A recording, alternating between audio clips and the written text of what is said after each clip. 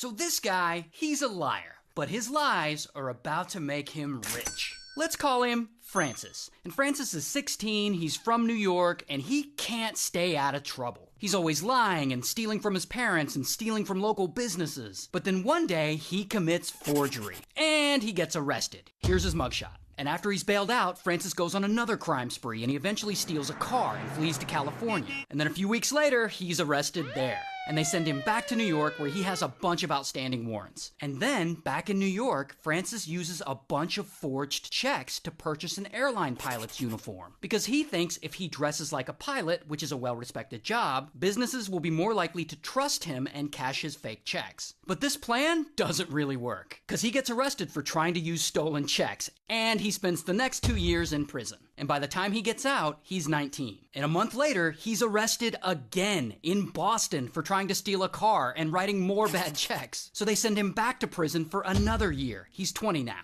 So he eventually gets out and continues to be a turd. He gets that old pilot's uniform he bought, and he uses it to scam a few free flights from the airlines. Because I guess off-duty pilots get free flights. But then he gets arrested in Baton Rouge for stealing a bunch of checks from a family who was trying to help him. And from there, he eventually flees to Europe. And there, he's right back to stealing cars and cashing fake checks in France and Sweden. And then he gets arrested in France, and he's deported back to the US. He's 22 now. And now that he's back in the US, surprise, surprise, he goes right back to dressing up as a pilot and cashing more forged checks. 4 months later, he's caught and arrested again. And while he's in jail, he escapes. But within a few days, they catch him again trying to cash yet another forged check. And this time, he's sentenced to 12 years in prison. But a few years later, he gets out on parole. Then he's arrested again, this time for stealing art supplies and cameras from a children's summer camp. Here's his mugshot. And so at this point, Francis is around 26. And around this time, he moves into his parole officer's garage so his parole officer can keep an eye on him. And it's here that it finally seems like he's starting to learn his lesson.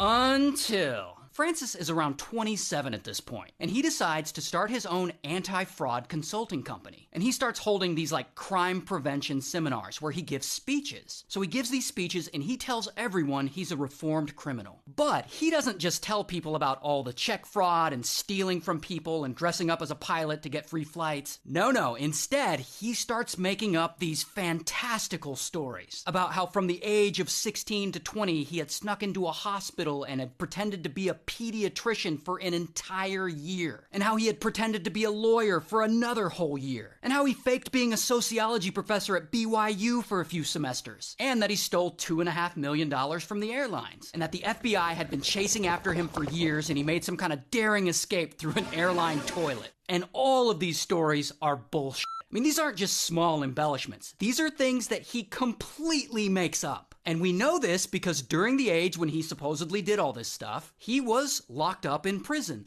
All of which is public record. The only thing he really did was write a bunch of bad checks, rip off a few of his friends, and scam a handful of free flights. But none of that ends up mattering, because when Francis tells these fantastical stories about how he faked being a pediatrician for a year, or a lawyer, or whatever, people are fascinated. They love hearing him say this stuff. And eventually, Francis's bullshit stories become so popular, he gets invited to do a guest appearance on a game show where he repeats these lies. I worked for a year as chief resident of a hospital. And people watching just eat it up. They love him. After that, he gets invited onto the Today Show. Then he gets invited onto the Johnny Carson Show several times, where, again, he repeats these lies. How did you pass yourself as a pediatrician? I supervised 7 interns on the midnight to 8 shift. And these appearances on Johnny Carson really blow him up. Suddenly, he's getting all kinds of